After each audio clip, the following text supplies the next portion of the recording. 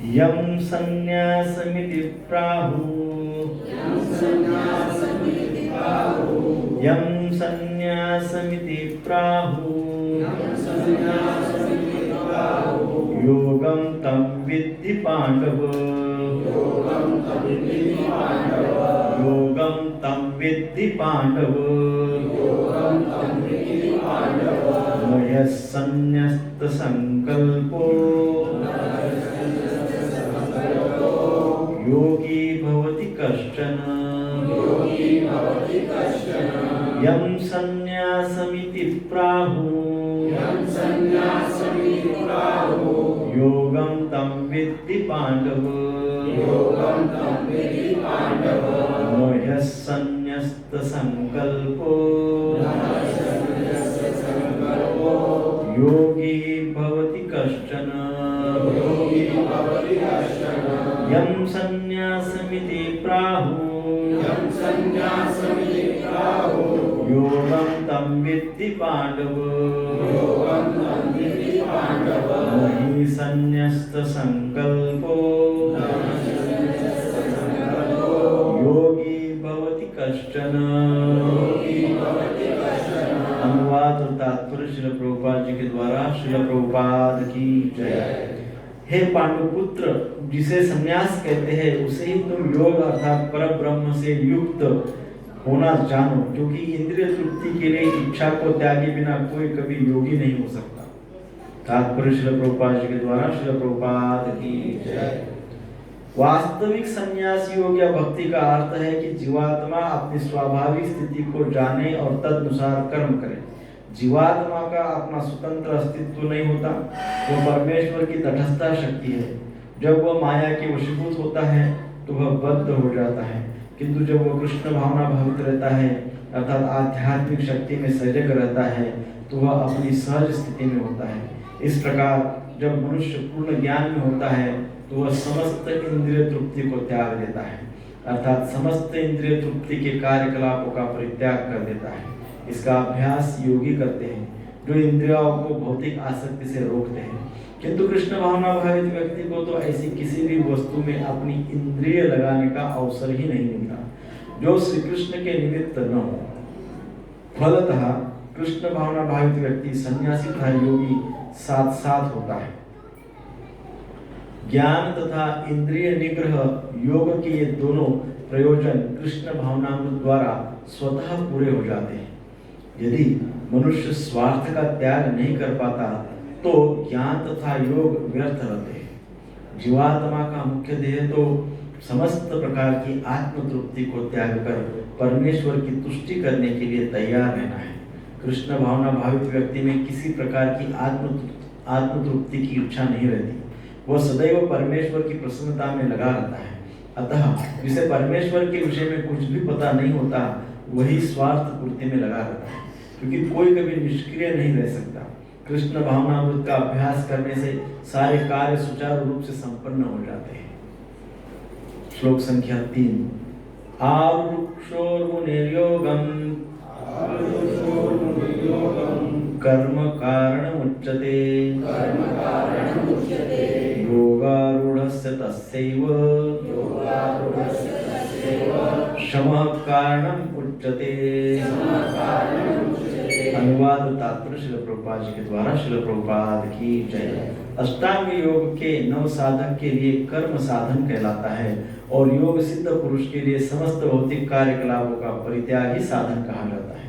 परमेश्वर से युक्त होने की विधि योग कहलाती है। इसकी तुलना उस सीढ़ी से की जा सकती है जिससे सर्वोच्च आध्यात्मिक सिद्धि प्राप्त की जाती है। यह सीढ़ी जीव की अधम अवस्था से प्रारंभ होकर आध्यात्मिक जीवन के पूर्ण आत्मा साक्षात्कार तक जाती है। विभिन्न चढ़ावों के अनुसार इस सीढ़ी के विभिन्न भाग भिन्न भिन्न नामों से जाने जाते हैं, किंतु कुल मिलाकर यह पूरी सीढ़ी योग कहलाती है और इसे 3 भागों में विभाजित किया जा सकता है: ज्ञान योग, ध्यान योग तथा भक्ति योग। सीढ़ी के प्रारंभिक भाग को योगारूढ़ अवस्था और अंतिम भाग को योगारूढ़ कहा जाता है।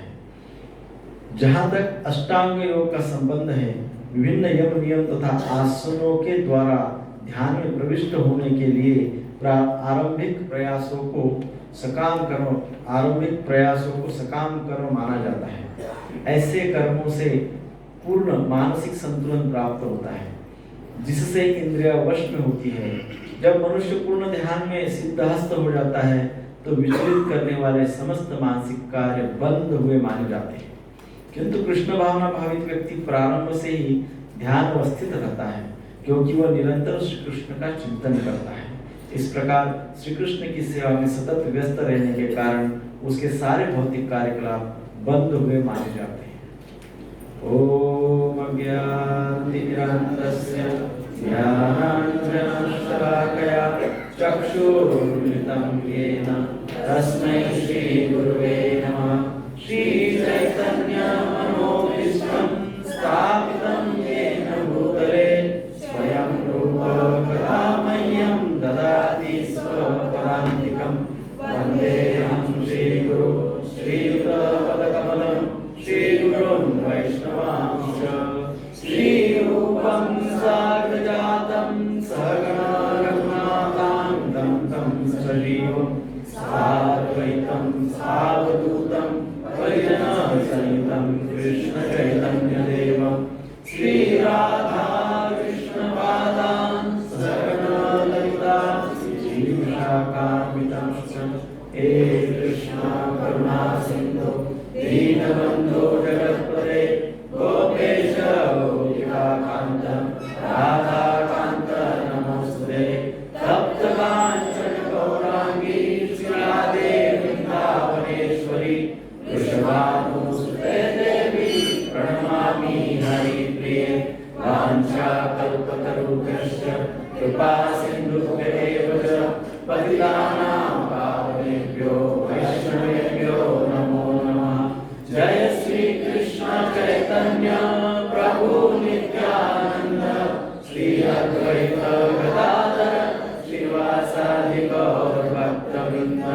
हरे कृष्णा कृष्णा कृष्णा हरे हरे, हरे राम राम राम हरे हरे।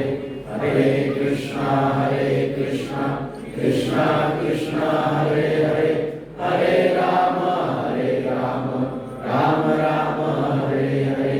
हरे कृष्णा कृष्णा कृष्णा हरे हरे, हरे राम राम हरे हरे।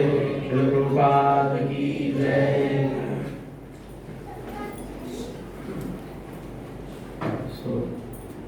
यम संन्यास समिति प्राहुर्योगम तम विद्धि पांडवो नहीं संन्यस्त संकल्पो योगी भवति कष्ट।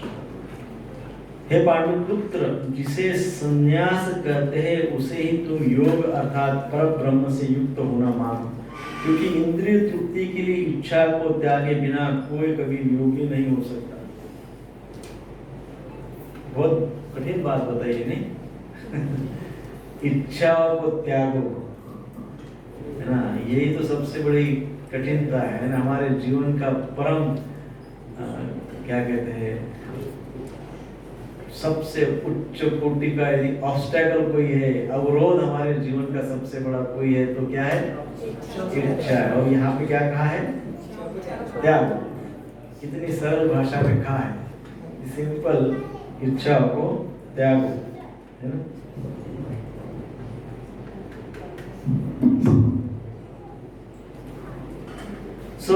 पिछले श्लोक में भगवान श्री कृष्ण ने कहा था कि जो व्यक्ति कृष्ण भावनामृत में कर्म करता है वो सन्यासी है, वो योगी है ना? जो कृष्ण कॉन्शियस होकर कर्म करता है, कृष्ण भावना भावित होकर अपने कार्य करता है, वो उसको आप सन्यासी कह सकते हो, योगी भी कह सकते हो, है ना? कहा था सन्यासी च योगी च, पिछले श्लोक में 6.1 में। जो व्यक्ति कृष्ण भावना भावित है, कृष्ण कॉन्शियस है, वो व्यक्ति वास्तविकतः सन्यासी और योगी की अवस्था को ऑलरेडी प्राप्त कर चुका है ना? ऐसा पिछले श्लोक में हमने समझा था। उस समय अर्जुन के मन में फिर एक जिज्ञासा हुई। अर्जुन के मन में ये जिज्ञासा हुई कि भाई अभी तक हमने जो सुना था वो तो ये था कि सन्यासी यदि कोई है या सन्यास यदि किसी ने प्राप्त किया है तो वो सन्यासी सारे कर्मों का त्याग करता है और एकांत में जाकर ध्यान करता है। ये सुना था है कि नहीं? हम सब ने ऐसे ही सुना है ना। तो अर्जुन के मन में भी यही बात हुई, पर पिछले श्लोक में कृष्ण ने कहा जो कृष्ण भावना भावित होकर योग्य चेतना में जो कर्म करता है, कृष्ण कॉन्शियस होकर जो कर्म करता है उसी को सन्यासी कह सकते हैं, उसको योगी कह सकते हैं। कर्म करता है बोला क्या था? और अर्जुन के मन में जिज्ञासा ये हुई इसलिए कि सन्यासी तो कर्म ही नहीं करते, सन्यासी तो कर्म ही नहीं करते तो कैसे समझे? वो तो ध्यान करते रहते। तो फिर ऐसे प्रश्न का उत्तर देने के लिए भगवान श्री कृष्ण ने यह श्लोक कहा है। जब ऐसे लोग जो सन्यासी है, जिसको भगवान श्री कृष्ण सन्यासी कह रहे हैं, वो किस प्रकार के कर्म करते हैं? अब कर्म तो करते हैं तो सिद्ध हुआ है, तो किस प्रकार के कर्म करते हैं यह भी उनके मन में जिज्ञासा हुई। सो भगवान तो अर्जुन का भाव समझ गए और फिर इस श्लोक में भगवान ने उत्तर दिया। भगवान ने क्या उत्तर दिया? भगवान ने उत्तर दिया कि शास्त्र के आधारित कर्म वो करते हैं। कौन से कर्म करते हैं? शास्त्र आधारित, वेदों के आधारित, हमारे संपूर्ण शास्त्र के आधारित कर्म वे लोग करते हैं। संक्षेप में ये उत्तर है। तो उसको एक्सप्लेन करते हैं। भगवान कहते हैं सन्यासम इति प्राहु योगम तम विद्धि पांडव। हे पांडव, जिसे सन्यास कहा जाता है उसे तुम योग ही जानो। जिसको सन्यास कहा गया है ना, उसको एक प्रकार का योग ही तुम समझो, है ना। सन्यास क्या है? एक प्रकार का योग है, ऐसा तुम समझो। अर्जुन को कह रहे भगवान कृष्ण। सो 5वें अध्याय के आरंभ में ही भगवान ने बताया था कि सन्यास का और योग का दोनों का फल एक ही है ना। सन्यास का और योग का फल, दोनों का फल एक ही है। ऐसे पूर्व में 5वें अध्याय के दूसरे तीसरे श्लोक में भगवान ने कहा था। सो वही बात भगवान यहाँ पर कह रहे हैं कि सन्यासी और योगी में कोई अंतर नहीं है। जैसे सन्यासी गण जो होते वो सर्वथा त्यागी होते हैं, वो सब रिनंशिएट, पूरा त्याग देते हैं। सन्यासी क्या होते हैं? कंप्लीटली त्यागी होते हैं। और जो योगी, विशेषकर कर्म योगी होते हैं, वो क्या त्यागते हैं? वो कर्म फलों को त्यागते हैं। उनका कर्म फल के प्रति अटैचमेंट नहीं रहता है, कर्म फल के प्रति आसक्त नहीं रहते, वो कर्म योगी है। तो वो भी त्यागते हैं, ये भी त्यागते हैं। उनके पास भी त्याग है, इनके पास भी त्याग है, दोनों त्याग करते हैं। 18वें अध्याय का 9वां श्लोक है कार्यम इति एव यत्कर्म नियतम क्रियते अर्जुन संग त्यक्त्वा फलं चैव स त्याग सात्विको मनः।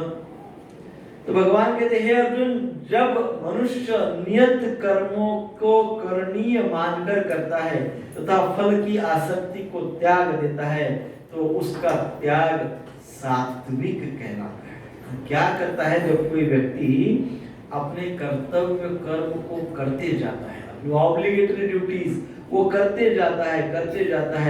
क्यों करते जाता है? क्योंकि वो सोचता है ये शास्त्रोक्त है, ये शास्त्र के आधार पे है। तो शास्त्र के आधार पे अपने कर्म करते जाता है, कर्तव्य कर्म करते जाता है।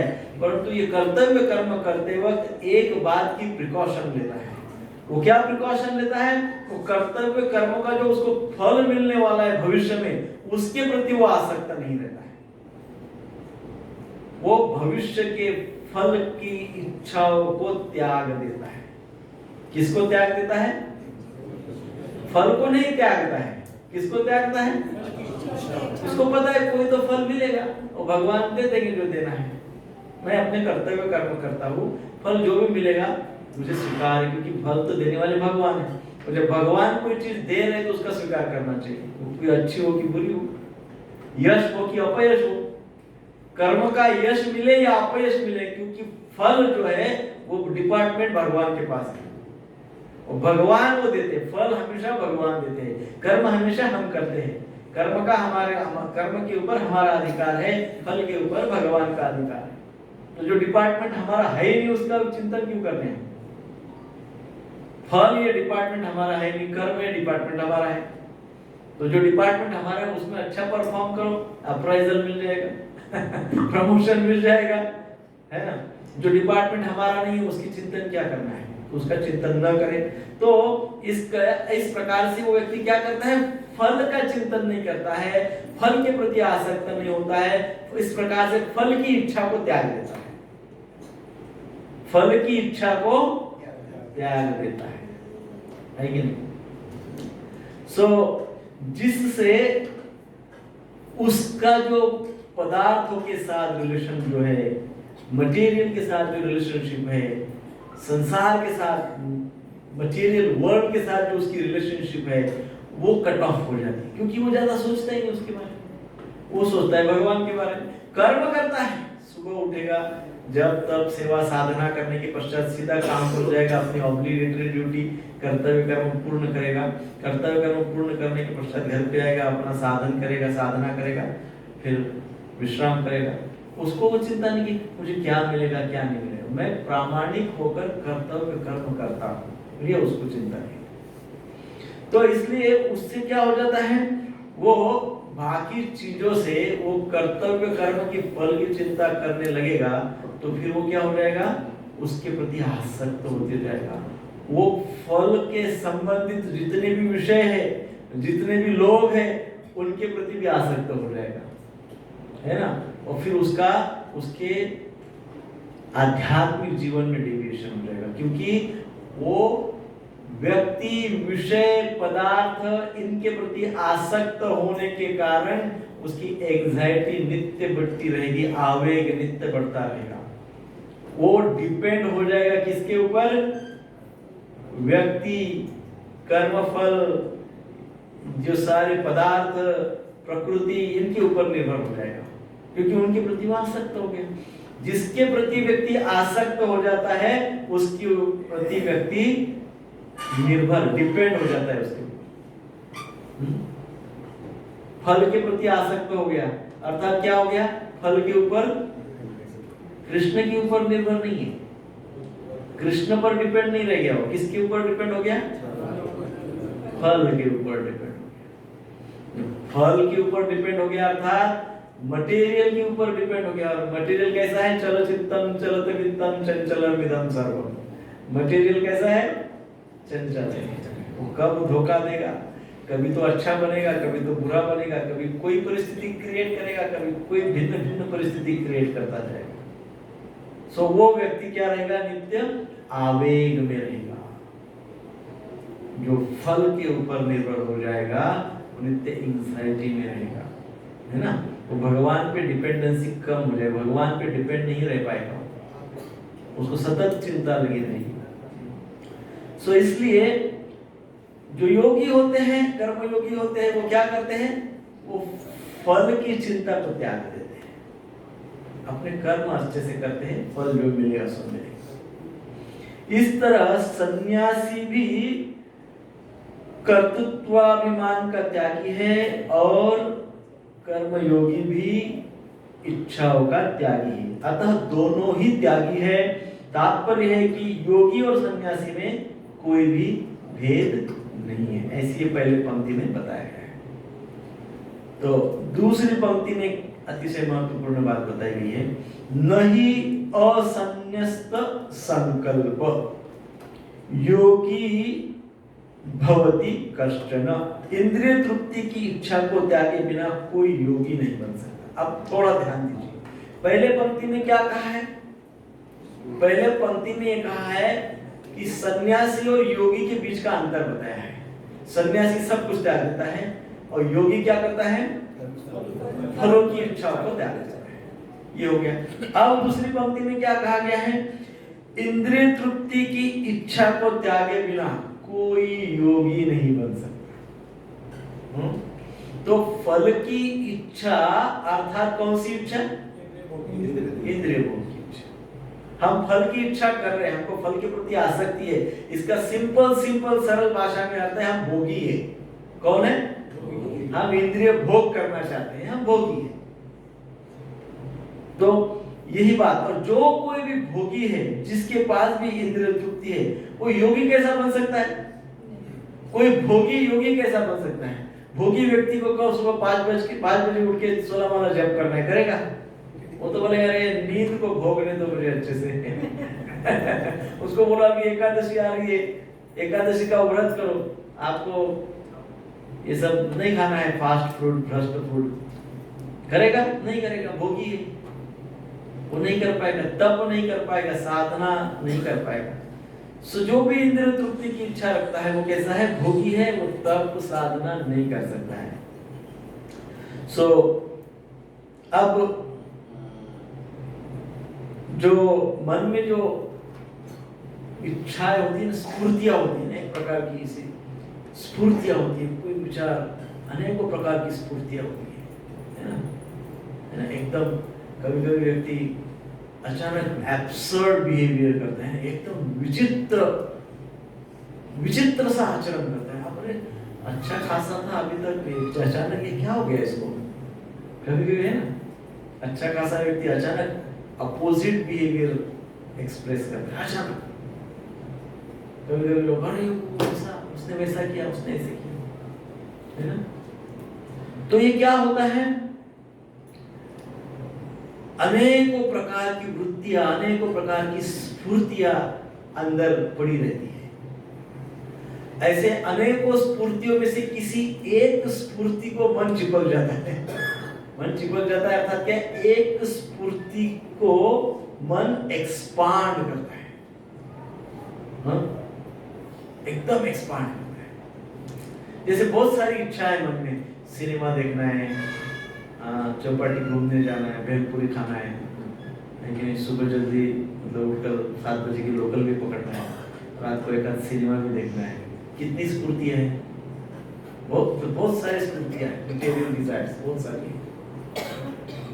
उसमें क्या होता है? कोई एक डिजायर एकदम एक्टिव हो जाती है, वो थोड़ी एक्सपांड हो जाती है, और वो एक्सपांड होके चिपक जाती है, निकलती नहीं है, चिपक जाती है। जैसे सिनेमा देखना था आज 9 से 12 क्लास के बाद,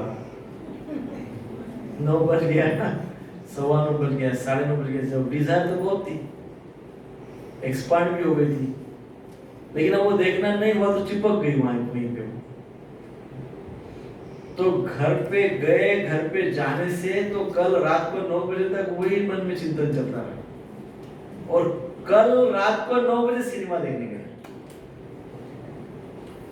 क्यों? क्योंकि एक वो जो स्फूर्ति थी अंदर, वो स्फूर्ति वहां चिपक गई, और चिपकने के बाद एक्सपांड हो गई, चिपक जाती है। कोई एक आधा विचार चिपक जाता है, स्टिक फास्ट एकदम, और चिपक के क्या करता है? वो एक्सपांड होता है, ऐसा बैठता नहीं चुपचाप। चिपक के चुपचाप नहीं बैठता है, क्या होता है? एक्सपांड होता है, और एक्सपांड होता है, और एक्सपांड होता है। जितना उस विचार का चिंतन होगा, उतने स्पीड से वो एक्सपांड होगा, बढ़ते जाए, है ना? सो अब धीरे धीरे होता क्या है? वो एकदम एक्सपांड हो जाता है, और जब वो एक्सपांशन की अवस्था में पहुंच जाता है, विस्तृत हो जाता है, विस्तार उसका जब हो जाता है, तो उसी को कहते हैं संकल्प। है ना? एक आधा विचार आया सिनेमा देखने का, वो विस्तृत हो गया, फिर व्यक्ति रात को 2 बजे उठता है, सोचता है अरे जाना ही कल तो कुछ भी, फिर रात को 2 बजे उठ के सोचता है कि नहीं कल रात को 9 बजे सिनेमा देखना ही है। ये हो गया संकल्प। ऐसा संकल्प हो जाता है। कोई विचार चिपक जाता है, एक्सपांड होता है, और एक्सपांड होने के बाद वो क्या हो जाता है? संकल्प हो जाता है ना? तो यहाँ जो कहा है न ही, इस वाक्य देखिए, न ही असंन्यस्त संकल्प, और संन्यस्त संकल्प का अर्थ संन्यस्त संकल्प। संन्यस्त संकल्प अर्थात संकल्प को छोड़ देना, तोड़ देना, मिटा देना, संन्यस्त संकल्प। लेकिन यहाँ क्या कहा है? असंन्यस्त संकल्प, अर्थात अ लग गया, अर्थात वो संकल्प को तोड़ नहीं पाते। जो ऐसा संकल्प बना दिया ना, चिपक गया विचार, फिर विस्तृत हो गया, फिर उसका संकल्प बन गया। अब जो संकल्प बन गया यहाँ कहा है असंन्यस्त संकल्प, नहीं असंन्यस्त संकल्प। वो संकल्प को तोड़ नहीं सकते, उससे कट ऑफ नहीं हो सकते, उससे दूर नहीं हो सकते। कौन से संकल्प से? कौन से संकल्प से? जो हम किसी प्रकार की फल की इच्छा से करते हैं। जैसे मैं सिनेमा देखने का भाव है, फल क्या मिलेगा? एंजॉयमेंट। एंजॉयमेंट, सिनेमा देखने का फल है एंजॉयमेंट। एंजॉयमेंट के भाव से मैंने सिनेमा देखना फिक्स किया, फल के प्रति मेरी प्रचंड इच्छा हो गई और सिनेमा का एक विचार आ गया, ठीक है ना? तो वो एक्सपांड हो गया, उसका संकल्प हो गया। अब वो संकल्प टूटता नहीं है। योगी भवति कश्चन, वो कैसे योगी हो सकते हैं? कैसे योगी हो सकते हैं? जो नहीं असंकल्प संन्यस्त, जो संकल्प को संन्यस्त नहीं, अर्थात असंन्यस्त रहते हैं, संकल्प के प्रति संन्यस्त नहीं होते, असंन्यस्त होते। तो फिर संकल्प तो कितने होते हैं दिन भर में? कोई एक संकल्प होता है क्या? हाँ, कितने संकल्प होते? रात को सोने तक विचार करें, सोते सोते आज कितने संकल्प बन गए ऑटोमेटिक। आपने नहीं बनाए, वो कैसे बन गए? ऑटोमेटिक बन गए। कुछ सुना, कुछ देखा, कुछ पढ़ा, संसार में कुछ देखा, संसार से कुछ सुना, संसार के विषय में कुछ पढ़ा, तो क्या हो गया? उन सारी बातों के संकल्प बन गया। अब इन सारे संकल्पों से संन्यस्त होना डिफिकल्ट है। तो जब इतने संकल्प हम डेली बनाएंगे तो योगी बहुत ही कष्ट है ना। योगी कैसे बनेंगे? योगी नहीं बन सकते। सो उस संकल्प को त्यागे बिना मनुष्य किसी भी प्रकार का योगी नहीं बन सकता, अपितु भोगी जरूर बन सकता है। हाँ? योगी नहीं बन सकता, परंतु कौन बन सकता है? भोगी अवश्य बन सकता है। सो योगी तब बनता है जब वो व्यक्ति उन संकल्पों को त्याग कर भगवान के साथ अपने नित्य संबंध को समझता है। क्या करता है? वो सारी बातों को, सारे संकल्पों को त्याग देता है।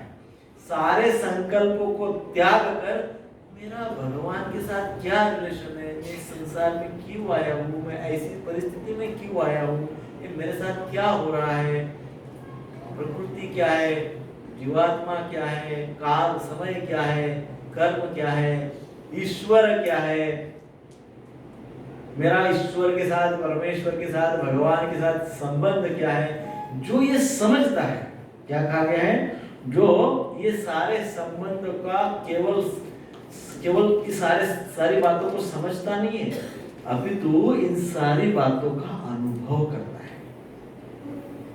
मैं आत्मा हूं, समझ तो सब गए, अनुभव कितने करते हैं? कभी होता है 24 घंटे में अनुभव है, हाँ मैं तो आत्मा हूं, मैं तो भगवान का अंश हूं। बिल्कुल ये समझ अनुभव नहीं होता है। मैं तो स्वामी हूं, ये अनुभव 24 आवर्स रहता है। मैं तो भगवान का अंश हूं, मैं दासों के दासों का दास हूं। जीवेर स्वरूप होए कृष्णेर नित्य दास। मेरा मूल स्वरूप है दासत्व, भगवान का दासत्व, ये मेरा मूल स्वरूप है। ये कितनी बार ये बात का अनुभव होता है? अनुभव होता है? हाँ? मेरा भगवान के साथ क्या रिलेशन है? हम कहते भगवान परम पिता है, लेकिन अनुभव होता है? समझ गए, अनुभव किया है क्या? हाँ, तो व्यक्ति योगी तब बनता है जब इन बातों का वो अनुभव करता है। अनुभव, रियलाइजेशन, अनुभूति चाहिए। छोटी छोटी बातों की अनुभूति कर सकते हैं। मैं आत्मा हूं, भगवान का अंश हूं, इस बात का अनुभव करिए। ध्यान लगा के देखिए, पूछिए अपने आप को, कहां से आया हूं? पहले कहां था? उसके पहले कहां था? उसके पहले कहां था? अच्छा, स्टार्टिंग में कहां था? अच्छा, जहां था उसका कोई इंफॉर्मेशन कहां है? थोड़ा सोचिए, अनुभव करने का प्रयास। अनुभव करने के लिए एक्सप्लोर करना पड़ेगा। किसी बात का जब हमको अनुभव करना होता है तो उस विषय पे हमको जानकारी पूरी लेनी होती है, पूरा रिसर्च करना होता है, पूरा एक्सप्लोर करना होता है। तो एक्सप्लोर करना पड़ेगा और तब जाके हम योगी बन सकते हैं, भोगी नहीं। भोगी बनने से कोई लाभ नहीं। संसार में आज इतने हॉस्पिटल हैं, मेडिकल साइंस ने आज जितना विकास किया है उतना ये पूरे संसार के इतिहास में पहले कभी नहीं किया है। जितना research and development medical industry में आज हुई है, इतनी रिसर्च एंड डेवलपमेंट ये संपूर्ण पृथ्वी के इतिहास में पहले कभी नहीं हुई। फिर भी आज संपूर्ण विश्व भर में इतने रोग और बीमारियां हैं कि पूरी पृथ्वी के इतिहास में पहले इतने रोग कभी नहीं थे। क्यों? क्योंकि हम भोगी बन गए, योगी नहीं बने। योगी नहीं बने। भगवद गीता हमको कहती है योगी बनो। योगी बनने का अर्थ क्या है? हमारे भगवान के साथ जो संबंध है, हमारी जो रियल पोजीशन है, इसका अनुभव करें, इसका अनुभव करें। ये भगवान हमको कहना चाहते हैं। श्रील प्रभुपाद जी तात्पर्य में क्या लिखते हैं, हम पढ़ेंगे थोड़ा सा। वास्तविक संन्यास योग या भक्ति का अर्थ है कि जीवात्मा अपनी स्वाभाविक स्थिति को जाने और तदनुसार कर्म करे। जीवात्मा क्या करे? अपनी मूल परिस्थिति, क्या है मूल स्थिति? भगवान का दासत्व, उसको जाने और उसके अनुसार कर्म करे। जब जीव माया के वशीभूत होता है तब वो बद्ध होता है, वो बंध जाता है, फंस जाता है। दुखालयम अशाश्वतम, संसार का नाम क्या है? ये बिल्डिंग का नाम ही है। पृथ्वी रूपी बिल्डिंग जो भगवान ने कंस्ट्रक्ट की है ना, उसका नाम है क्या? जैसे हम घर बांधते हैं, हमने बिल्डिंग खड़ी की और हमने कितना भी उसको आनंद वन या आनंद कानन कुछ भी लिखो, आप कितना भी लिखो, भगवान ने उसको पहले ही नाम नॉमिनेशन कर दिया है। क्या है? दुखालयम अशाश्वतम। क्यों ऐसा कहा है? क्योंकि भगवान ये जानते हैं कि मोस्टली सब लोग भोगी हैं, योगी बहुत कम है। तो जो भोगी है, they have to suffer, they have to suffer। So इसलिए प्रभुपाद जी कहते हैं जब जीव माया के वशीभूत होता है, तब भोग के वशीभूत होता है, तब वो बद्ध हो जाता है, बंध जाता है, त्रिविध ताप में बन जाता है, गुणों के प्रभाव से बंध जाता है, अनेकों दुखों से बंध जाता है। परंतु जब वो कृष्ण कॉन्शियसनेस में रहता है, अर्थात आध्यात्मिकता के प्रति सजग रहता है, तब वो अपनी सहज स्थिति में होता है, तब वो बद्ध स्थिति में नहीं रहता है। जब वो स्पिरिचुअली अवेकन्ड हो जाता है, जब आध्यात्मिक दृष्टि से वो अपने जो मनुष्य जीवन का जो उद्देश्य है उसके प्रति वो सजग हो जाता है, आध्यात्मिकता के प्रति वो सजग हो जाता है, आध्यात्मिकता के प्रति माइंडफुल हो जाता है कि नहीं? स्पिरिट सोल अपने जीवात्मा के प्रति कॉन्शियस हो जाता है। तब क्या होता है? तब वो सहज स्थिति में रहता है, बद्ध स्थिति में नहीं रहता है, सहज स्थिति में रहता है, जिस स्थिति में भगवान का प्रोटेक्शन उसको मिल सकता है, बद्ध अवस्था में नहीं मिल पाता है। सो इस प्रकार जब मनुष्य पूर्ण ज्ञान में होता है तो वह समस्त इंद्रिय तृप्ति को त्याग देता है। तो इस प्रकार से जब व्यक्ति यह ज्ञान प्राप्त करता है, जैसा कि आप लोग कर रहे सब, आप बहुत अच्छा भगवद गीता का अध्ययन कर रहे हैं, तो जब ये ज्ञान प्राप्त करता है तो वो व्यक्ति इंद्रिय तृप्ति के प्रलोभनों में फंसता नहीं, अट्रैक्शंस में फंसता नहीं। उसको बहुत सारे प्रलोभन आएंगे, बहुत सारे अट्रैक्शंस आएंगे, बट वो फंसता नहीं है। वो देखता है श्रेय और प्रेय मेरे लिए कल्याणकारी क्या है, उस मार्ग को स्वीकार करता है।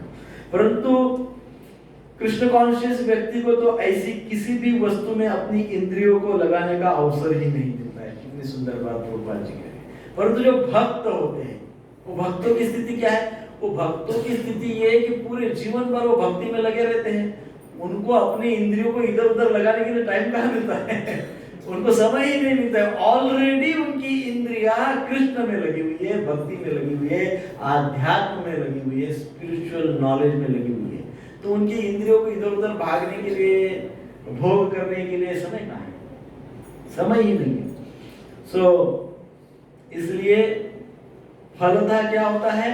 फलतः कृष्ण कॉन्शियस, कृष्ण भावना भावित व्यक्ति सन्यासी तथा योगी साथ साथ होता है। कृष्ण कॉन्शियस व्यक्ति अर्थात भक्त के पास दोनों के गुण होते हैं, क्योंकि वो नित्य भगवान की सेवा में रहता है, उस चेतना में रहता है। उसके पास आध्यात्मिक ज्ञान होता है। केवल ज्ञान नहीं होता है, अनुभव होता है। आध्यात्मिक ज्ञान होना और आध्यात्मिक ज्ञान का अनुभव होना बहुत दो बड़ी डिफरेंट बातें हैं। आध्यात्मिक ज्ञान का अनुभव इंपॉर्टेंट है।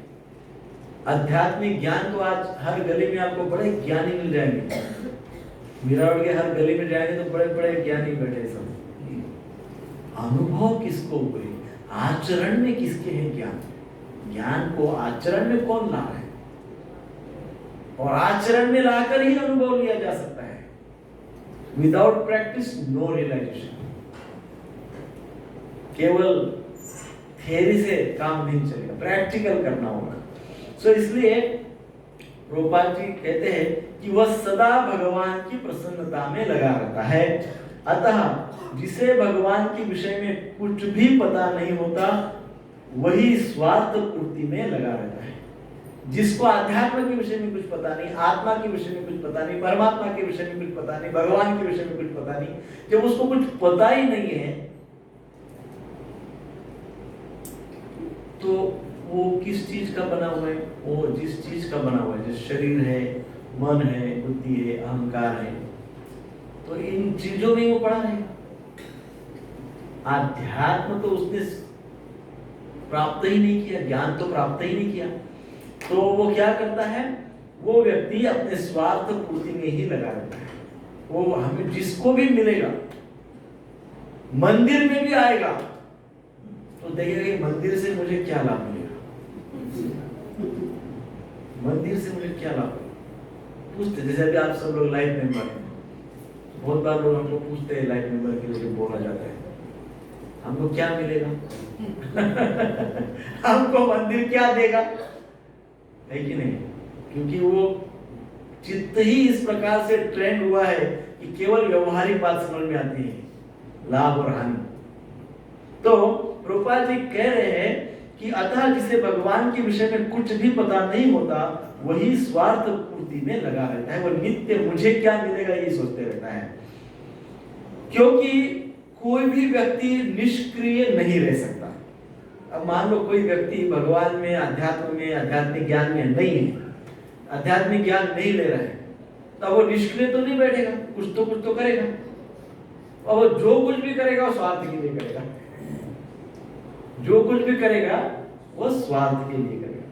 परंतु जो व्यक्ति कृष्ण भावना भावित है, भक्ति में है, जो व्यक्ति आध्यात्मिक ज्ञान को प्राप्त कर रहा है, आध्यात्मिक ज्ञान को प्राप्त करके आचरण में लाने का प्रयास कर रहा है, वह व्यक्ति कृष्ण भावना भावित हो सकता है, कृष्ण के उपदेशों को समझ सकता है, प्राप्त कर सकता है, आचरण में ला सकता है, अनुभव कर सकता है, अभ्यास कर सकता है। जब वो ऐसा सब करता है तो उसके सारे कार्य सुचारू रूप से संपन्न हो जाते हैं।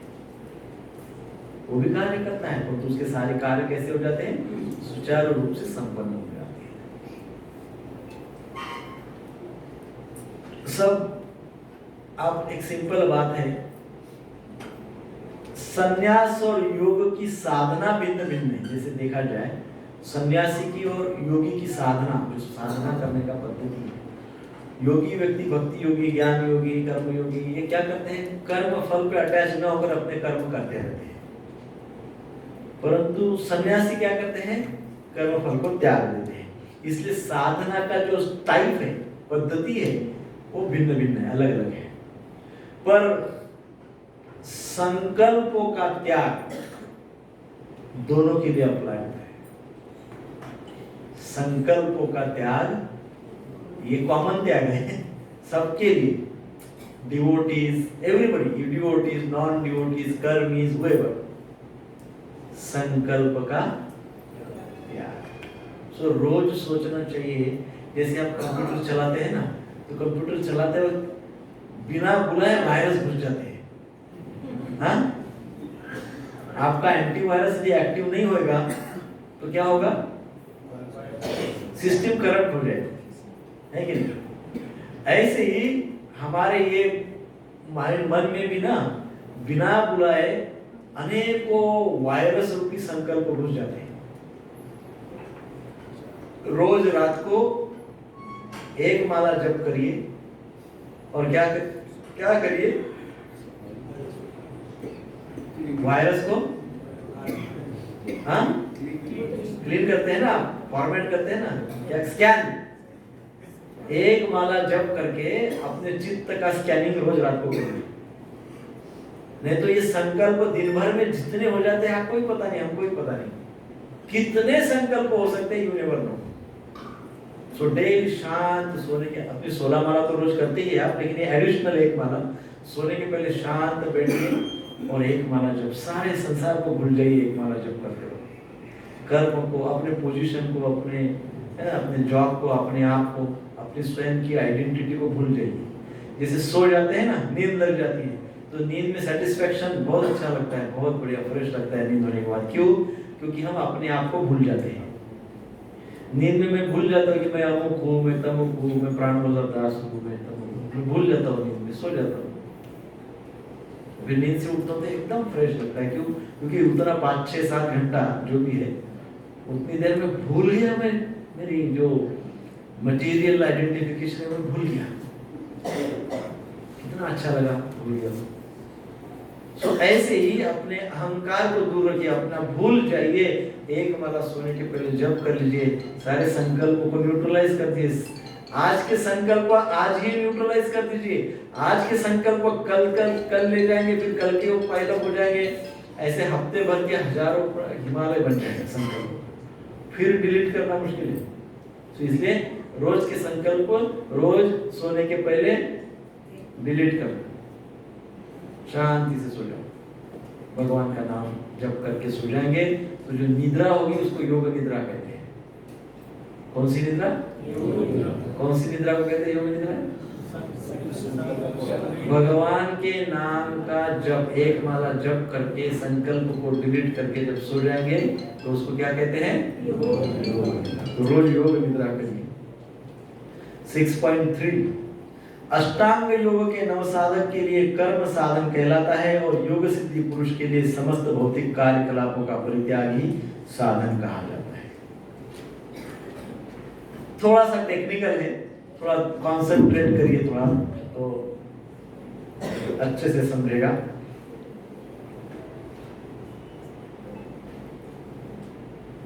जब ये बात कही गई, कौन सी? कि इंद्रिय तृप्ति की इच्छा रखने वाला जो होता है। अब आपके मन में ये प्रश्न आना चाहिए, आया भी होगा कि प्रभु जी आपने सन्यासी की बात कही, अच्छी बात कही सन्यासी की, योगी की भी अच्छी बात कही, लेकिन हम तो दोनों कैटेगरी में नहीं आते। अब भक्ति तो हम कर रहे, प्रयास कर रहे, आप इंद्रिय तृप्ति की बात बार बार कर रहे हैं। थोड़ा बहुत हमारे अंदर इंद्रिय तृप्ति का भाव है। तो अर्जुन के मन में वो भाव था। उस समय अर्जुन ने ये सोचा कि फिर जो इंद्रिय तृप्ति करने वाला है उसका क्या? हाँ, उसका क्या होगा? उसको योग कैसे प्राप्त हो सकता है? इंद्रिय तृप्ति होने वाले को कुछ भी नहीं प्राप्त होगा, उसका होगा क्या फिर? तो फिर उत्तर में भगवान कहते हैं जो इंद्रिय भोग की थोड़ी बहुत लालसा रखता है उसने क्या करना चाहिए? वो जो इंद्रिय भोग है वो शास्त्र के अनुसार कर्म करके करना चाहिए। इस श्लोक में भगवान कहते हैं कैसे कर्म करने चाहिए? शास्त्र के अनुसार जो उपदेश किया गया है उसके अनुसार कर्म करना चाहिए। जैसे गृहस्थ जीवन में आ सकते हैं, गृहस्थ जीवन में आने के लिए कैसा करना चाहिए? शास्त्र में जो वर्णन किया है गृहस्थ कैसे बन सकते हैं वैसे करना चाहिए। जैसे विवाह एक संस्था है, हमारे शास्त्र के अनुसार है, तो विवाह करके गृहस्थ जीवन को अपना के अपनी इच्छाओं को नियंत्रित करके भगवान को प्राप्त कर सकते हैं, योग को प्राप्त कर सकते हैं। परंतु अनेकों प्रकार से आज ये देखा जाता है कि हम अपने शास्त्रों पे कॉम्प्रोमाइज कैसे करें। सो इसलिए आज की समस्या बड़ी भिन्न समस्या है ना। शादी, लग्न और विवाह 3 प्रकार होते हैं। शादी मतलब कॉन्ट्रैक्ट मैरिज, उसको शादी कहते हैं। आज हम लोग क्या कहते हैं? शादी हो गई, इसका अर्थ क्या है? कॉन्ट्रैक्ट मैरिज हो गया भाई, एनी टाइम ब्रेक हो सकता है शादी हो गई, नो रिस्पॉन्सिबिलिटी। शादी मीन्स नो रिस्पॉन्सिबिलिटी। लग्न मीन्स सम रिस्पॉन्सिबिलिटी, भाई एक दूसरे की कुछ हद तक जिम्मेदारी ले, दैट इज लग्न। एंड विवाह means special responsibility. Special responsibility means दोनों एक दूसरे की आध्यात्मिक केयर करते हैं। भौतिक केयर तो करते ही है, साथ में दोनों ही अपने एक दूसरे का ध्यान रखते हैं कि कैसे हम दोनों आध्यात्मिक प्रगति करें, दैट इज विवाह। विशेष वहन, स्पेशल रिस्पॉन्सिबिलिटी। तो ये हमारे शास्त्र, तो शास्त्र के अनुसार अपने जीवन यापन करें, शास्त्र के उपदेशों के अनुसार जीवन यापन करें, वैसे जीवन यापन करके कर्म करें तो वैसे व्यक्ति को भी योगी कहा जा सकता है। सो प्रथम पंक्ति में कहा है आरुक्षोर मुने योगम कर्म कारणम उच्यते। अब देखिए थोड़ा सा टेक्निकल अपने लिए है ये श्लोक, हम सब के लिए श्लोक है। हमारे पास इंद्रिय भोग की इच्छा है ना, तो हम सब के लिए ये श्लोक है, तो उनको भगवान ने सरलता से बताया है आरुक्षोर मुनेर योगम कर्म कारणम उच्यते।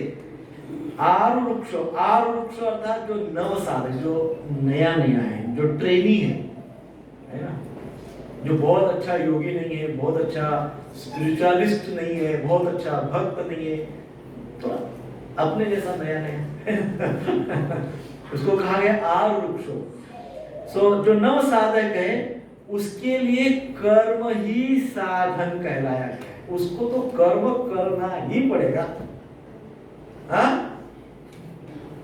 कर्म ही साधन बताया उसको, हम कर्मों से भाग नहीं सकते, हमको कर्म अपना करना ही पड़ेगा। जो कर्तव्य कर्म है, कोई भी कर्म नहीं, कुकर्म नहीं, शास्त्र कर्म हमको करना ही होगा। कल नहीं तो कोई बोलेगा, अभी प्रभु जी ने बोला, भगवत गीता में बोला कर्म करना ही पड़ेगा, चलो मैं एक बियर का दुकान डालूं चलेगा नहीं, कर्म करना ही होगा। अर्थात कौन सा कर्म? शास्त्रोक्त कर्म करना ही होगा। नव साधक को कर्म करना ही होगा, क्योंकि कहा गया है कारणम उच्यते, उसके लिए कर्म एक साधन है, वो साधन छोड़ नहीं सकता, करना ही होगा। पर भगवान श्री कृष्ण यहाँ पे विशेष एक शब्द उच्चार करे, आरुक्षु। आरुक्षु अर्थात नया, शुरुआती, इनिशियली, न्यूफाइट। आरुक्षु तो नया हम लोग हैं, और मान लो आपने गीता का 5वां अध्याय सुना और आपने कहा ठीक है फिर हम सब काम धाम छोड़ के गीता ही सुनते हैं, चलेगा नहीं। यहाँ क्या कहा है? हमको कर्म करना ही होगा, कर्तव्य कर्म करना हमारे लिए साधन है, वो साधन को छोड़ नहीं सकते। साधन को छोड़ देंगे तो साध्य कैसे होगा? साध्य को प्राप्त कैसे करेंगे? जो साध्य प्राप्त करना है उसको प्राप्त कैसे करेंगे? ठीक है, तो इसलिए वो तो नहीं कर सकते। तो आप ऐसा समझिए, सिंपल एक एग्जाम्पल लेके हम चर्चा करेंगे तो थोड़ा आसान हो जाएगा। जैसे एक योग की तुलना समझिए नौका से की है। नौका है ना, नौका। सो यदि हमको नदी पार करना है, नदी को पार करना है तो नौका में बैठना पड़ेगा, है कि नहीं? नौका में बैठना होगा ना। अब नौका में यदि बैठना है तो नौका तक चल के जाना होगा। हाँ, योग रूपी, भक्ति रूपी, आध्यात्मिक ज्ञान रूपी नौका में बैठना है तो क्या करना होगा? नौका तक चल के जाना होगा। बिना नौका तक चल के नहीं जाना चाहते हैं और सोचते हैं कि मैं नौका में बैठ जाऊंगा, नदी के उस पार चला जाऊंगा, पॉसिबल है? कैसे होगा? Not possible. सो नौका में विराजमान, नौका में बैठकर नदी को पार किया जा सकता है, उसके लिए नौका तक चल के जाना होगा। तो भगवान श्री कृष्ण यहाँ पर बता रहे हैं, जब श्री कृष्ण कह रहे हैं कि हमें जब तक नौका प्राप्त नहीं होती, जब तक हमको नौका प्राप्त नहीं होती तब तक हमको क्या करना है? नौका ढूंढते रहना है, चलते रहना है ना। जब तक हमको नौका प्राप्त नहीं होती तब तक हमें, यहाँ जो शब्द कहा गया आरुरुक्षु, अर्थात नौकारुरुक्षु आप बोल सकते हैं, उस अवस्था को क्या बोल रहे हैं? नौका प्राप्त नहीं हो रही है, नौका के लिए चल रहे हैं, प्रयास कर रहे हैं नौका को ढूंढने का, चलते जा रहे, उस अवस्था को आरुरुक्षु अर्थात नौकारुरुक्षु, अर्थात ऐसा व्यक्ति जो नौका में आरूढ़ होना चाहता है, ऐसा व्यक्ति जो नौका में आरूढ़ होना, कौन सी नौका में? योग रूपी नौका में आरूढ़ होना चाहता है। अब योग रूपी नौका में जो आरूढ़ होना चाहता है उसको प्रथम पंक्ति का पहला ही श्लोक बताया गया है, आरुरुक्षो, जो आरूढ़ होना चाहता है। अभी आरूढ़ नहीं हुआ, अभी चल ही रहा है, नौका मिली का, अभी नौका नहीं मिली, योग रूपी नौका अब चल रहा है। जो हमारी परिस्थिति, हमको काम चल रहे हैं, है ना। अब दूसरे पंक्ति का पहला श्लोक देखिए, पहला शब्द देखिए, उसमें लिखा है योगारूढ़। पहला है आरुरुक्षो और दूसरे पंक्ति का पहला श्लोक है योगारूढ़। तो दूसरे पंक्ति का जो पहला श्लोक है वो है अंतिम अवस्था, अर्थात योगारूढ़, आरूढ़ हो गया, वो नौका में बैठ गया। क्या हो गया? दो अवस्था है। पहली अवस्था है अभी नौका तक गया नहीं है, उस दिशा में चल रहा है, नौका अभी प्राप्त नहीं, लेकिन नौका में आरूढ़ होना चाहता है, आध्यात्मिक ज्ञान लेना चाहता है, भक्ति करना चाहता है, योगी बनना चाहता है, भोग को छोड़ना चाहता है, चल रहा है, अभी बैठा नहीं है नौका में, पर अभी चल रहा है। तो उसको कहा है आरुरुक्षो। तो हमारा जो प्रवास है वो आरुरुक्षो से योगारूढ़ तक है ना। एक स्टार्टिंग पॉइंट है, एक कंक्लूडिंग पॉइंट है कि नहीं। तो अब ऐसा व्यक्ति जो नौका में आरूढ़ होना चाहता है, बट एक बात ध्यान में रखिए, जब तक नौका नहीं दिखती, हाँ, जब तक नौका नहीं दिखती तब तक नौका की ही दिशा में चलते जाना है, हाँ, इधर उधर भटकना नहीं है। नौका ढूंढने के लिए निकले जा रहे हैं और बीच में इतना सुंदर बगीचा मिल गया, अरे क्या कहूँ आपको, क्या सुगंध आ रहा था फूलों का, भूल गए गया, मुझे नौका ढूंढना है, उधर ही बैठ गया। सोचा यही तो डेस्टिनेशन है, यही तो मेरा गंतव्य स्थान है, अभी छोड़ो नौका होगा, कहाँ ढूंढते नौका, बगीचा बहुत अच्छा है। हाँ, तो ये बहुत बड़ी प्रिकॉशन लेना है कि नौका ढूंढने के लिए हम चल रहे हैं, डेविएशन हो सकता है। डेविएशन न हो इसके लिए प्रति शनिवार भगवद गीता की क्लास में भगवान कृष्ण का संवाद सुनने के लिए आना है।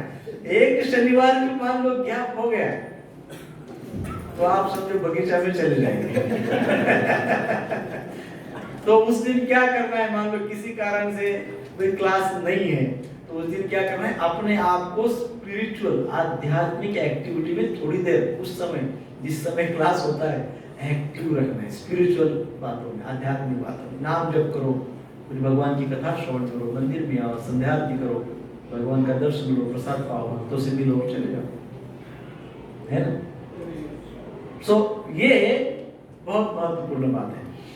सो भगवान श्री कृष्ण कहते हैं जब तक हमें भक्ति योग की नौका प्राप्त नहीं होती तब तक हमें शास्त्रों के आदेशों के अनुसार कर्म करना है। क्लियर है? यहां तक बात क्लियर है? जब तक हमको योग रूपी, भक्ति रूपी, आध्यात्मिक ज्ञान रूपी नौका प्राप्त नहीं होती तब तक चलना है का अर्थ क्या है?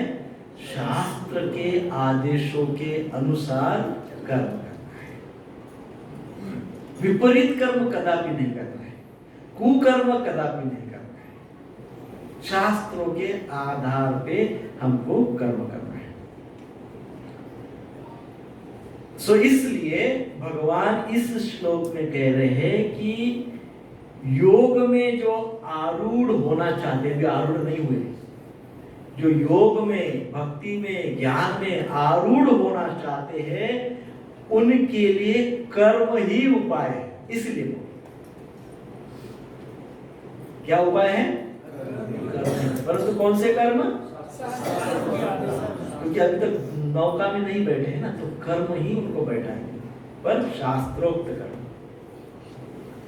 इंद्रिय तृप्ति के विचारों से बचने के लिए कर्म करना अतिशय आवश्यक है। आप देखिए, व्यक्ति यदि कर्म नहीं करेगा तो उसके मन में अनेकों विचार आते रहेंगे, है ना। सो कहा गया है इंद्रिय तृप्ति के लिए, अर्थात भोगों के विचारों से यदि अपने आप को बचाना चाहते हैं तो कर्म, कुछ ना कुछ कर्म करते रहना चाहिए। परंतु शास्त्रों कर्म करना अनिवार्य है, परंतु कौन से भी, कोई भी कर्म नहीं, विवेकशील कर्म, शास्त्रोक्त कर्म, कोई भी कर्म नहीं।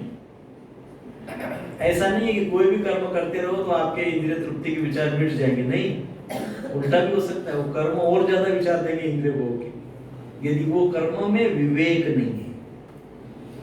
वो कर्मों में यदि विवेक नहीं है, विवेक शून्य कर्म कर रहे हैं, तो इनफैक्ट भोगी विचार और बढ़ेंगे।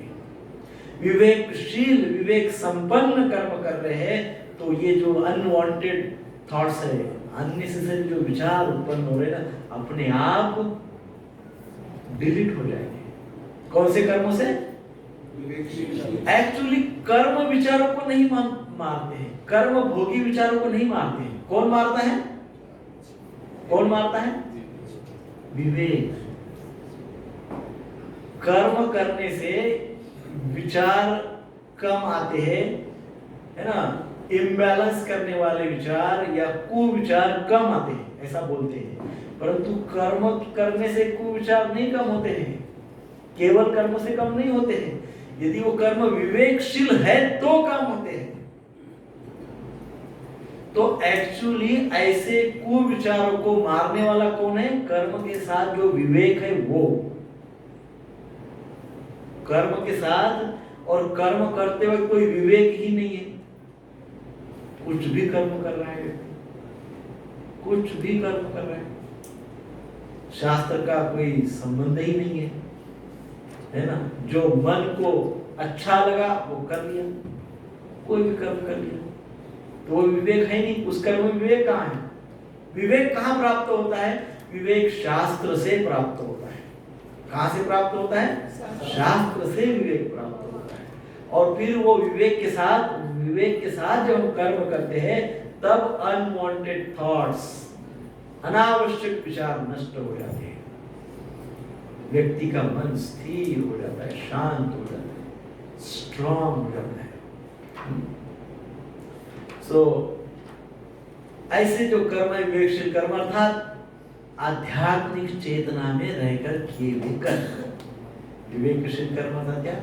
स्पिरिचुअल कॉन्शियसनेस में किए हुए कर्म, कृष्ण कॉन्शियसनेस में किए हुए कर्म।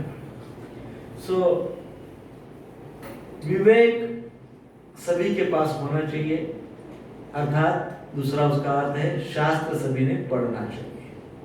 कोई ना कोई बुक जरूर पढ़िए। कोई भी प्रभुपाद जी के छोटे छोटे भी पुस्तक है, छोटे छोटे, रोज सुबह पर डे टारगेट रखिए, जस्ट पढ़ लीजिए। आपको कोई याद नहीं करना है, कुछ नहीं करना, जस्ट पढ़ लीजिए। मैं ये नहीं बोल रहा कि पढ़ो, याद करो, श्लोक बोलो, नहीं, जस्ट रीड। छोटे छोटे किताब, छोटे छोटे प्रभुपाद जी के बुक से 1 घंटे में पूरा पढ़ सकते हैं। 1 घंटे में पूरा बुक खत्म हो जाता है। जस्ट रीड, जितना मिला उतना ठीक है, बट रीड। एक दिन आपको जो मेमोरी, जो स्मृति है, वो स्ट्रांग हो जाएगी केवल पढ़ते जाने से। शास्त्र का अध्ययन करना चाहिए। अब शास्त्रों का आदेश क्या है? शास्त्रों का आदेश है हरे नाम एव केवलम कलौ नास्तेव गतिरन्यथा। यदि शास्त्र पढ़ने में बड़ी दिक्कत हो रही है, तो शास्त्र के आदेशों को फॉलो करो। तो आदेश सिंपल है, कलयुग में हरि नाम करो। जस्ट रोज सुबह उठकर पहला कर्म हरि नाम जप करने का करो, तो अपने आप एक समय के पश्चात विवेकशील हो जाएगा, क्योंकि वो भी शास्त्र का आदेश है। इस प्रकार से वैष्णव चिंतामणि नामक ग्रंथ में शिव जी पार्वती जी को कहते हैं, माता पार्वती को कहते हैं, अद्यश्चित स्मरणम विष्णु बहवायासेन साध्यते ओष्ठ स्पंदन मात्रेण कीर्तनंतु ततोवरम। तो कहते हैं कि संपूर्ण पापों को नष्ट करने वाले भगवान श्री कृष्ण का स्मरण तो बहुत अधिक प्रयास करेंगे तो ही संभव है। भगवान का नाम जो स्मरण करना, भगवान श्री कृष्ण का स्मरण करना, उसके लिए बहुत बहुत प्रयास करने पड़ते हैं। बहुत प्रयास करने के बाद संभव है। परंतु यदि केवल ओठों को हिलाकर नाम का जप या कीर्तन किया जाए तो ये बहुत उत्तम है। भगवान का लीला स्मरण वगैरह डिफिकल्ट है, तो केवल ओठों को हिलाना, इतना ही तो कर्म करना है। ये भी तो एक उपाय है कर्म का। केवल ओष्ठ स्पंदन मात्रेण, केवल ओठों को हिलाना है, नाम उच्चारण करने, उतना करने से हमको क्या हो सकता है? योग की प्राप्ति हो सकती है। इसलिए प्रभुपाद जी कहते हैं संख्या पूर्वक नाम जप करे, अर्थात 16 माला। प्रभुपाद जी का इंस्ट्रक्शन कि रोज 16 माला जप करे। 16 माला जप करते करते उसमें फेथ डेवलप होगा और धीरे धीरे सब रिवील होगा, और फिर क्या होगा? फिर हमारा हम विवेक संपन्न हो जाएंगे। नेक्स्ट पंक्ति है, योगारूढ़स्य तस्य एव शम कारणम उच्यते। योगारूढ़ होने पर उसी व्यक्ति के लिए कर्म त्यागी कारण है। देखो, योगारूढ़ नहीं था पहले में, क्या था? ही वॉज नॉट योगारूढ़। वो क्या था? योग में प्रयासरत था। आरूढ़ होने के लिए आरुरुक्षु था। तो आरुरुक्षु था तो तब उसको क्या कहा था? कर्म साधन है, कर्म कंपल्सरी है। अब ये कौन है? ये योगारूढ़ है। ये तो आरूढ़ है ऑलरेडी, तो ये योगारूढ़ है। तो तस्य एव शमः कर्मणम उच्यते। अर्थात उसके कर्म शमन हो गए, अर्थात उसको कर्म का त्याग ही उसका साधन है। अब वो जाके नौका में बैठ गया। अब नौका में बैठ के वो चलता रहे, नौका में जाने के बाद चलता फिरेगा, चलता रहेगा तो ईंधन हो जाए। तो नौका में बैठने के बाद उसको वो कर्म नहीं करना है जो पहले किया उसने, नौका ढूंढने तक जो किया, नौका में बैठने के बाद नहीं करना है कि नहीं? तो क्या करना है? तो अर्थात नौका में आरूढ़ होने पर चलने की हमको आवश्यकता नहीं, परंतु अनुकूल कार्य करना चाहिए। नौका में बैठने के बाद अनुकूल कार्य करना चाहिए। अर्थात सबसे अनुकूल कार्य क्या है? वहां पे अनुकूल कार्य करके पहले ओष्ठ स्पंदन मात्रेण, वहां जब नौका में बैठ गए तो भगवान का नाम तो नित्य लेना ही है। और फिर वहां पे बैठने के पश्चात जो यहाँ पे कहा है ना कर्म त्याग साधन है, वहां जो बैठ गया उसके लिए कर्म त्याग करना पड़ेगा। कौन से कर्म त्याग करना पड़ेगा? विचलित करने वाले कर्म त्याग करना। नहीं तो नौका में बैठ गया, बहुत बढ़िया आध्यात्मिक नौका में, सुंदर वृंदावन में बैठा है, बड़ी सुंदर कथा, सब बहुत आनंद ले रहे हैं, अचानक मुंबई की याद आ गई, तो ये क्या हो गया? विपरीत विचार हो गया। ऐसे विपरीत कर्म करने लगता है, विपरीत विचार से व्यक्ति विपरीत कर्म करने लगता है, तो फिर क्या होगा? तो वो विचलित हो जाएगा। इसलिए वहां जब बैठ गए आप, उस योग की अवस्था में आ गए, तो आपको क्या सही और क्या गलत है पता हो गया, क्या करें क्या न करें पता हो गया। तो वहां जब हम उस अवस्था में पहुंच जाते हैं, तब हमको जो नहीं करना है वो नहीं ही करना है, नो कॉम्प्रोमाइज। सो विपरीत कर्म का हमको वहां पे त्याग करना है। सो व्यक्ति को योगारूढ़ होना इतना आसान नहीं है ना। हमको ये सब, हमारा शरीर, मन, बुद्धि, ये सब कुछ जो है ना, ये हमारा, हमको तो मिला ही है ना, प्रकृति से मिला है कि नहीं? हमको शरीर किसका है? प्रकृति का है, प्राकृतिक है ना, प्राकृतिक बोलते हैं ना, तो प्रकृति से मिला हुआ। मैंने मेरा हाथ थोड़ी ना बनाया, मैंने मेरी हाथ थोड़ी ना बने, मुझे मिल गई, प्रकृति से मिली, प्राकृतिक है, प्राकृतिक है सब कुछ मेरे पास में, सब प्राकृतिक है, प्रकृति से मिला हुआ है। प्रकृति किसकी है? भगवान की है। तो जो मुझे मिला है वो यदि भगवान की सेवा में मैं नहीं लगाऊंगा तो फिर मैं हमेशा विचलित ही रहूंगा, मैं विचलित होता रहूंगा। तो मुझे जो मेरे पास है वो कृतज्ञता के साथ भगवान की सेवा में लगाने का मुझे प्रयास करते रहना चाहिए, भगवान की सेवा में लगते रहना चाहिए और विपरीत कर्मों का त्याग करना चाहिए। तो कर्म से लेके तो कर्म त्याग तक की बातें इस 2 श्लोक में हमने की है, क्योंकि ये दोनों श्लोक कनेक्टेड थे, इसलिए हमने सोचा दोनों का एक साथ विचार करेंगे तो थोड़ा सा पिक्चर क्लियर, आइडियाज क्लियर हो जाएंगे। ठीक है? हरे कृष्णा कृष्णा कृष्णा हरे हरे, हरे राम राम राम हरे हरे। श्रील प्रभुपाद की जय। तो अभी हम नौका में बैठने का प्रयास कर रहे हैं ना, नौका की ओर चल रहे हैं। तो हम जो आध्यात्मिक प्रगति पे, आध्यात्मिक पथ पे प्रगतिशील रहना चाहते हैं, उनका एक स्वभाव होता है, बड़े दयालु होते हैं, बड़े कंपैशनेट होते हैं, है ना, बहुत दयालु होते हैं। संसार में बहुत सारे लोग भटक रहे हैं, वो नौका की ओर नहीं चल रहे, वो तो घने जंगल की ओर, खाई की ओर चलते जा रहे हैं, नौका की ओर नहीं चल रहे। तो हम सबकी एक और जिम्मेदारी ये भी बनती है कि जो जंगल में भटक रहे हैं उनको नौका का रास्ता दिखाएं। वे उधर अमुक जगह पे इस्कॉन मंदिर में नौका खड़ी है या भगवद गीता यथारूप एक बहुत सुंदर इटर्नल नौका है। ये भगवद गीता जो है ये सुंदर नौका है, इटर्नल है, यहाँ तक कोई आ नहीं रहा है। हम लोगों को सौभाग्य से थोड़ा बहुत पता चल गया है रास्ता, हम भी अभी बैठे नहीं है, रास्ता पता चल गया है। तो जो भटक रहे हैं उनको इस रास्ते तक लेके आना, इस नौका तक लाना हमारा परम कर्तव्य है। तो अभी गीता जयंती 23 तारीख को है ना, 23 तारीख को गीता जयंती है। तो 23 तारीख को कौन सा दिन आ रहा है? सैटरडे ना। तो उस दिन आप गीता वितरण करने का प्रयास करें, कम से कम एक जीव तो कम से कम उस नौका तक लेके आइए, एक जीव को, हाँ, एक जीव तक को तो नौका तक लाइए, ज्यादा से ज्यादा आपकी जितनी इच्छा हो। तो भगवत गीता का प्रचार प्रसार करिए। गीता जयंती है, उस दिन हम क्लास नहीं रखेंगे और केवल भगवत गीता को डिस्ट्रीब्यूट करेंगे। सबको मेरा आग्रह है, प्रार्थना है, विनती है कि उस दिन पूरा दिन भर जितना हो सके उतना भगवत गीता का डिस्ट्रीब्यूशन करें, लोगों को नौका तक लाने का प्रयास करें। और भगवान इससे बहुत प्रसन्न हो जाते हैं। भगवान देखते हैं कि कितना प्रयास कर रहे हैं हम लोगों को योग्य दिशा दिखाने का, तो भगवान बहुत प्रसन्न हो जाते हैं।